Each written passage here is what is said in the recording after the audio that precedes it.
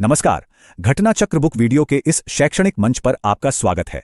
हमारा उद्देश्य है ज्ञान को सरल, स्पष्ट और सुलभ रूप में आप तक पहुंचाना। आइए आरंभ करते हैं अध्ययन और सफलता की इस यात्रा को। नमस्कार।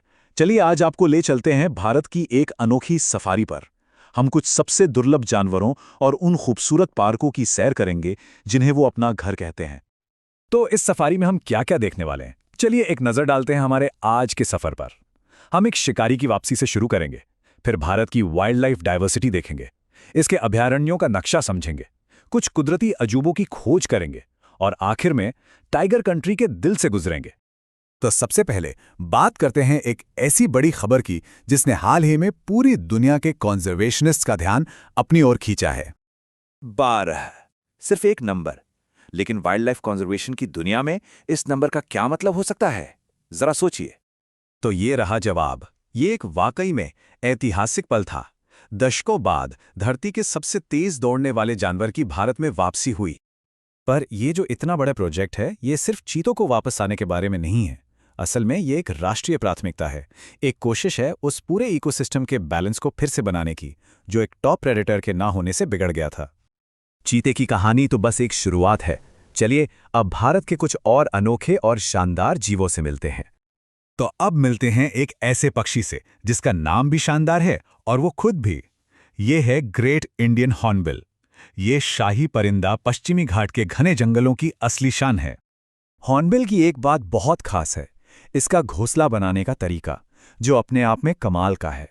लेकिन अफसोस, जंगलों की कटाई की वजह से इसके घर मतलब इसके हैबिटाट पर बहुत बड़ा खतरा मंडरा रहा है।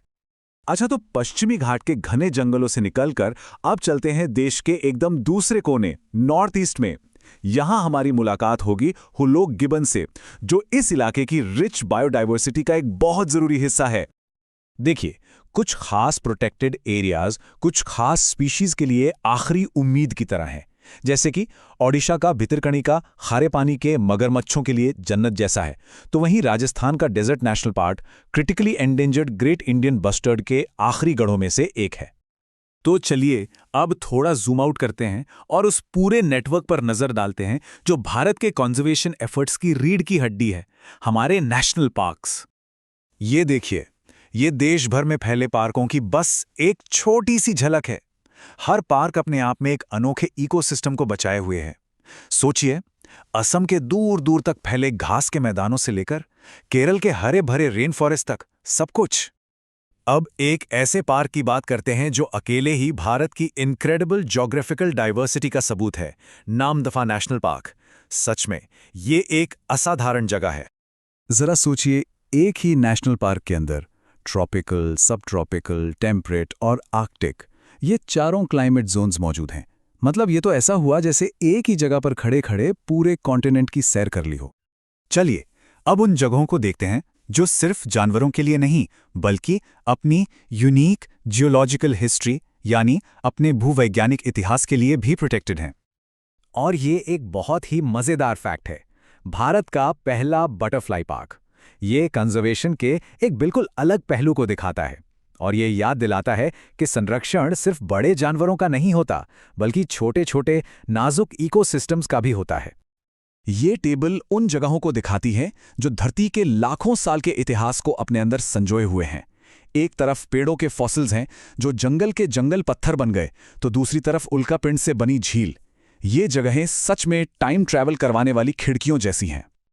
और अब हमारी सफारी का आखिरी पड़ाव, ये हमें ले जाएगा टाइगर कंट्री के बीचों बीच, उन रिजर्व्स में जो भारत के सबसे आइकॉनिक प्रेडेटर को बचाने के लिए बनाए गए हैं।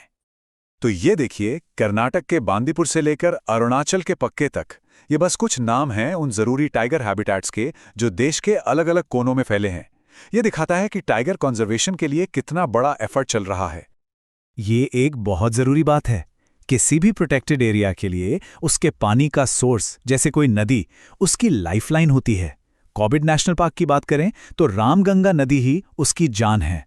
अगर ये नदी ना हो तो कॉर्बेट का पूरा इकोसिस्टम वैसा नहीं रहेगा जैसा आज हम उसे जानते हैं। तो अब एक सवाल पर आके रुकते हैं। हमने देखा कि भारत के प्रोटेक्टेड एरियाज में कितनी वैरायटी है, क्लाइमेट की, स्पीशीज की, जियोलॉजिकल हिस्ट्री की। तो क्या कोई एक कंजर्वेशन स्ट्रैटेजी इन सबके लिए फिट हो सकती है? शायद नहीं। और इसी वैरायटी को मैनेज करना, यही भारत के कंजर्वेशन एफर्ट्स की सबसे बड़ी चुनौती भी है और शायद सबसे बड़ी कामयाबी भी।